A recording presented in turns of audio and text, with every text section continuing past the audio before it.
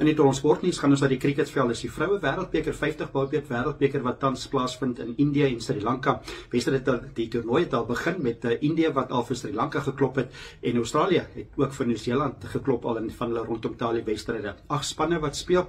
Hulle speel teen mekaar, almal speel teen mekaar. So na die 7 wedstryde wat elkeen gespeel het, gaan daar semifinale wees op 29 Oktober en 30 Oktober. Die eindstryd van hierdie toernooi is op 2 November.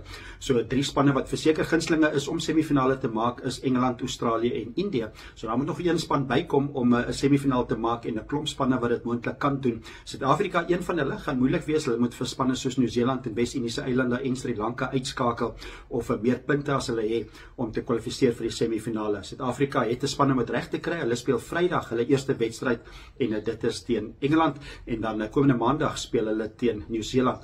En van die wedstryde wat nog kom is teen India 9 Oktober, dan op 13 Oktober teen Bangladesh, 17 Oktober teen Sri Lanka en dan 'n baie belangrike en die heel laaste rondom talie wedstryd, moeilike ene teen Australië, 25 Oktober wat beslis bepalend gaan wees op daai stadium.